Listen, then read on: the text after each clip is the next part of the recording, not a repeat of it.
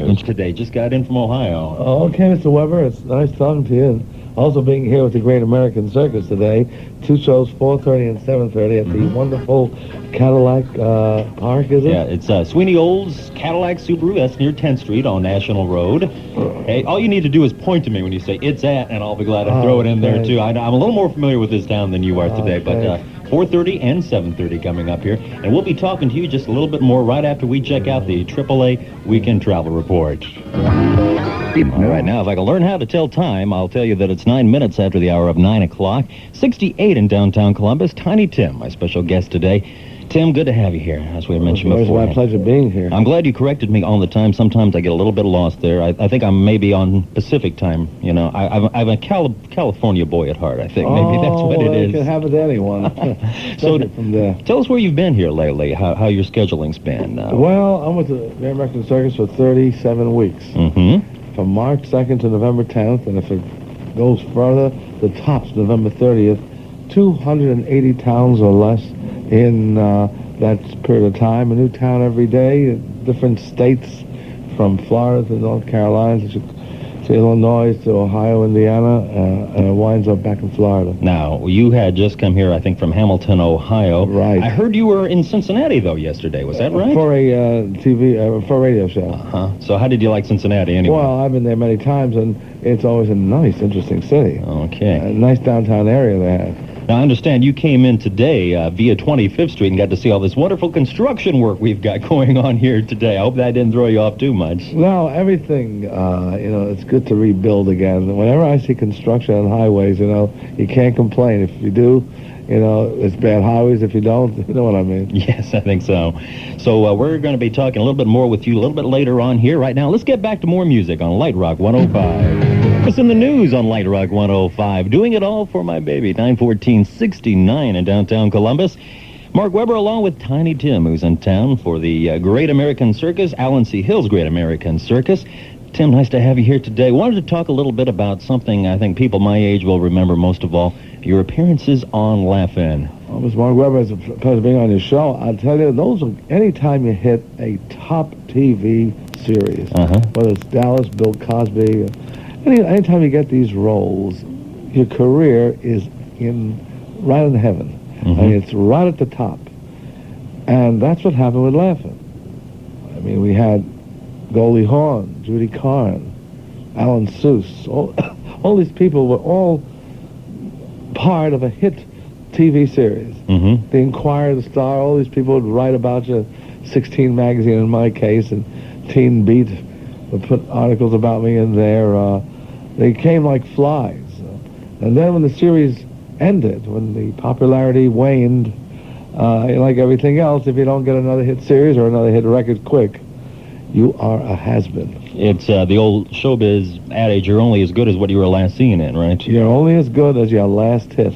Well, when watching Rowena Martin's Laugh-In, which I think was the late 1960s, of course, you got the feeling that everyone was kind of wild and crazy. On the set, it was very light, just kind of anything goes. Was it that type of atmosphere when you were working there? Absolutely not. But I mean, they pretended to be. But you can be assured that everyone was there and everyone was competitive, as normally will be. They all tried to do the best for themselves, steal the show, whatever. And, but we all basked in a high ratings program on the top 10 at the time. And as I say, when I first started in January of 68, for the first 6 months, Judy Carney was the big thing, the Sakatumi girl. Right. Formerly married to Burt Reynolds, I believe, too. You're the only one who remembers that. I mean, and definitely they can't forget each other, because I don't think any of them have been married ever since. But after, in September of 68, Goldie Hawn was starting to outbeat her, outshine her. So there were years when this was going on. It was a fantastic year. And the moments were unbelievable, but everyone was taking everything seriously. The idiot cars were out there for those who could not memorize the lines, like myself. But when it was hot, it was the talk of the town. It really clicked, too. Yeah. Well, everything was the thing I remember about Laugh-In is it moved from one point to another. Even when you were on it, it was like there's Tiny Tim just for maybe 30 seconds, I think. What, the producer, George, is it Schlater? Slaughter. Very good. Boy, you know, you can win a trivia quiz today. Well, I guess I'm a radio person, but I could be a TV addict there, especially back then. He's had a lot of different shows on since Rowan and Martin's Laugh-In, and they seem to move quickly. Nothing on too long at all. Just bam, bam, bam, right down the line. Well, I think he had, what was the name? Real Life or Real People, something along that line. Yeah, that was another big hit. Right. I think he bombed out, however, with the with Cher or something. Yeah. He did something. So you have your hits and misses. It's a chance you take. But it did make him a star. It made the producer a star, a big name. So you're only good as long as your last hit. So, yeah, it was great for him. I remember being on that show. Vincent Price was there as a guest celebrity. And I remember one time there was a part that called for me to put a sword to Vincent Price's neck. And I said, gee, how can I do this to this great actor? And he said, come on, you ninny. And just to loosen the mood, which was effective. So it was a thrill to be part of a hit at that time. That's why when I read, when I say to people, Alan C. Hill has done something no one else has ever done. What's that? He's used a named singer, a has-been like myself, on his show. And it's the first time in history, from Barnum and Bailey to whatever, where a named singer has been this long or half this long on a circus. You humbly call yourself a has-been, and you have not had a hit, granted, since Tiptoe Through the Tulips. However, there's a simple fact that even kids that are now 15 or 16, 17 years old, you say the name Tiny Tim, they know who you're talking about. I've had it with my nephews. I would say someone like Judy Carney or Art Carney, or Artie Johnson. They wouldn't know who I was talking about, but I said Tiny Tim, and they say, yeah, I know, long hair. Well, it's nice to know that. Thanks, but in reality, these kids who come to the circus don't know who I am. Well, the little ones probably. Yeah, but even if they don't, if I do the songs right, they come over and shake your hand. And so if I had a hit record today, with them, I'd have another 20 years. However, but in reality, like if Victoria Principal leaves Dallas, she's a has-been until you have another hit. And so, however, the doors have been opened to other has-beens like Pat Boone, Eddie Fisher, Billy Eckstein. They now can join the circus, which is also made for singers. Okay. And when we come back, we'll be talking more with Tiny Tim. 20 minutes after 9 o'clock at Light Rock 105. Now, I order a... Light Rock 105, 922, talking with Tiny Tim. Tim, I recall seeing an interview. We had just played a song by Huey Lewis in the news. He had a big hit called The Power of Love that came from that movie Back to the Future. And you almost saw Huey Lewis play this song over and over and over again on every TV show.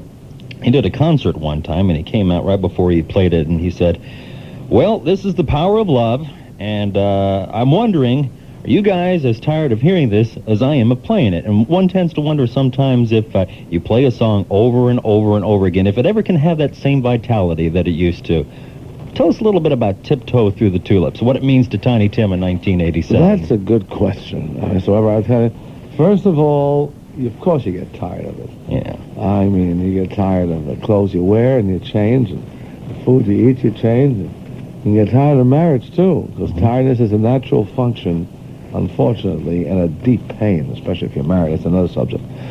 But the fact is, of course you get tired of singing the song, but I don't permit myself to yield to that tiredness, because I never bite the hand that feeds me. There are millions, thousands listening to your show who would want the gift of getting tired of one hit. Right. And they'll never get it. Some of them may, most of them never will.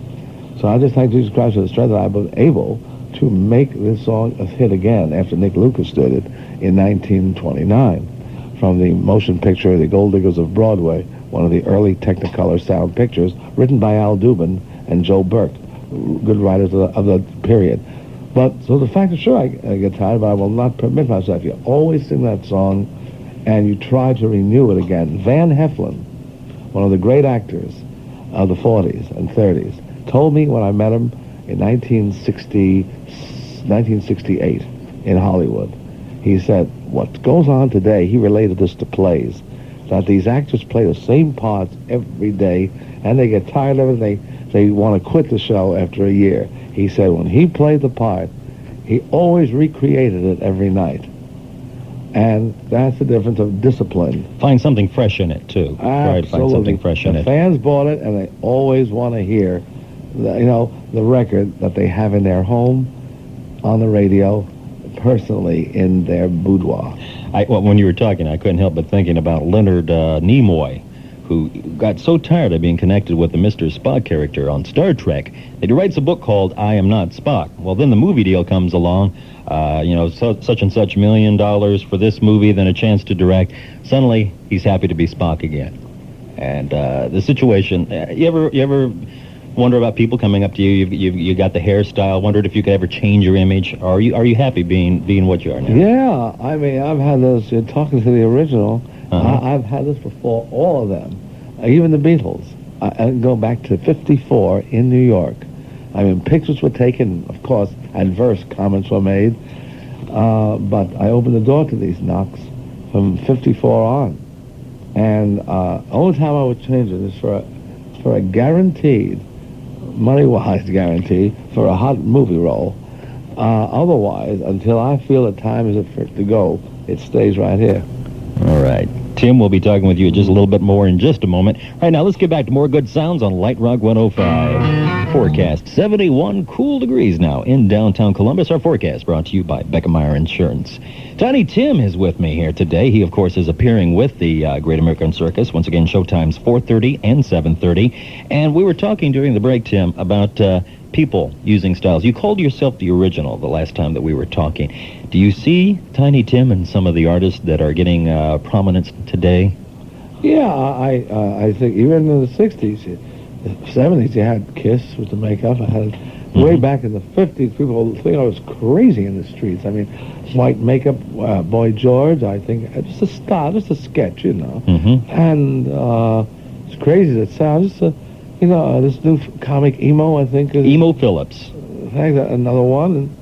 Alice Cooper, they were looking for a look. Someone to look like, I mean, I also see a little bit. Now, I'm just talking about flashes and sketches of Pee Wee Herman.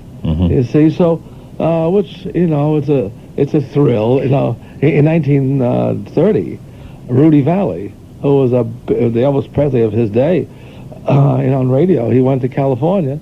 All his broadcasts were in New York to do a motion picture. When he came back a month later, he said, "Now all my imitators, thank you very much," and on with the show.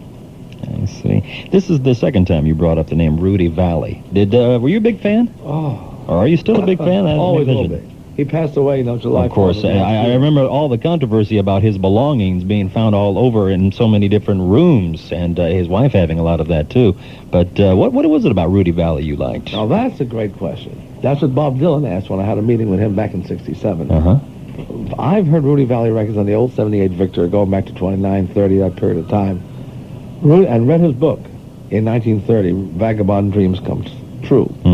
Rudy Valley, if I may, just a snippet of an example. In 1928, when radio first came in a real big commercial style, everyone from the old Edison stars who never had microphones found it hard to adjust to the microphone. While singers who had very soft voices made for parlor rooms, the radio was a boom. So it was hard for singers, popular singers, like Louis James, Henry Burr, Billy Murray, to adjust to a microphone. After in the 10s and 5s, they were the greatest singers for Victor and Columbia Records. And now was a new period coming up. So everyone sounded like this, almost, on radio. Angela mia, you are my angel dear, for heaven sent you down to me from up above. And Rudy Valley came on a microphone, the same song, from the Hi-Ho Club in New York in 28. Something like this. Angela mia, you are my angel dear, for heaven sent you down to me from up above. And that's why they call him a crooner. Not only that, he put sex and romance into songs. He didn't have to have a big voice. When women heard that song, his voice through the airwaves on WMCA in about June or July of 1928 from the Hi-Ho Club. They flocked the club at the end of the week. And from 1928 to 31 on Victor Records, they swooned inside. They roped off Times Square at the Paramount Theater in 29. You couldn't get near him. He was the Valentino of song. The Copacabana was called the Villa Valley. And he started the first original swooner crooner. And a lot of people mimic this style. You're so smooth the way you were doing that too. And you're right, I can see a lot of Rudy Valley in what you were doing, but it sort of started the routine for Bing Crosby, not using a falsetto, but also Nat King Cole. Velvety, smooth voice. Now you're touching something else. Okay. Rudy Valley said, later on, in 1931, Bing Crosby came over the airwaves. CBS, 5 nights a week, Monday through Friday, sponsored by Cremo Cigar, from 7:15 to 7:30. He was the only one to dent the ratings of Amos and Andy at that time, during the Depression years. Rudy Valley said later on that Mr. Crosby was a cold SOB, but he knocked him out of the box. I've met Mr. Crosby and had the pleasure of being on his Hollywood Palace back in '68. And I'm going to give you a demonstration of one little number in his early voice, which he only had from 31 to 35. I just feel this, I'm not an imitator, I just feel the spirits of these great singers. After 35, he was still great, but he developed notes on his throat, and he had the casual sound that White Christmas and Easter Parade and all the rest foretell. But from 31 to 35, over the airwaves, you couldn't get near anybody else because there was no one like Bing Crosby. There's a little bit of this great song. Just one more chance to prove it's you alone I care for. Each night I say a little prayer for. Just one more chance. Just one more word. I said that I was glad to start out. Now I'm back to cry my heart out for just one more chance. I've learned the meaning of repentance. Now you're the jury at my trial. I know that I should serve my sentence. Still I'm hoping all the while you'll give me just one more night. Bum bum bee, I said I was glad to start out. Bum bum bee, but now I'm back to cry my heart out for just one more chance. We need to end it with one thing. Ba-ba-ba-boo. Keep cool and dress up your lawn. 944, 70 in downtown Columbus. With me, Tiny Tim, who will be appearing at the LNC Hills Great American Circus. Showtimes today, 4:30, 7:30 at the lot at Sweeney Old's Cadillac Subaru. That's near 10th Street on National Road. Before we let you go, Tim, there's one thing I did want to ask you. You had told us earlier where the song Tiptoe Through the Tulips had come from. You said from an old musical, I believe. Well, yeah, Gold Leaves of Broadway. Right. How did you come around to picking it and performing it? I really don't know. I know I started it in the 50s. I don't know if I saw it through a sheet music or I heard it through Mr. Lucas, Lick Lucas, who did it then on Brunswick Records. But I had a great melody. And boom, I went right to the song. I love great melodies, whether it's Bon Jovi's, You Give Love a Bad Name. I heard you're trying to learn a little bit of John Bon Jovi. Absolutely. I lost the book, on it. And I always got to keep up with the times, whether it's 1987 or 1887. Right. And so I love great melodies, and that had one of the great ones. Okay. Now, of course, as we said earlier, you'll be appearing at LNC Hills Great American Circus, 4:30, 7:30 today. And, boy, anything else you wanted to add today before we let you go? Thanks for letting me do that, Mr. Weber. First, it's nice being on your show. You're really informative on all these things. And secondly, I want to just mention some of the other great acts on this bill. The great, stupendous Roberto Torres, Drinking Tequila on the High Wire, Billy Martin, the great ringmaster, Tim Frisco, the wonderful Elephant Man, Dick Colreiser, America's favorite dog catcher, the fabulous Great American Circus Orchestra featuring Mrs. Wilma Wrench, a great, lovely woman, and Mr. Jack Faustin on the trumpet, and Mr. Thompson on the drums. Also, the fabulous Fairchilds, that great juggling, Princess Lisa and her horse Sable, Jose Torres and his wife, Miss Noella, doing many wonderful things, and that great clown adored by all, Chico the Clown, as he's there with his friend Harry the Clown. All right. I was wondering, before I leave, I'm going to be being a little presumptuous here. Could I talk you into a little sample of your greatest hit before we let you go? The only hit. Oh, tiptoe through the tulips with me. Fantastic. And if you want to hear more, don't forget Alan Seahill's Great American Circus, 4:30, 7:30 today. Tim, thanks a lot. A lot of fun talking to you this morning. Well, it was my pleasure, and we will see you out there. Okay, bye-bye.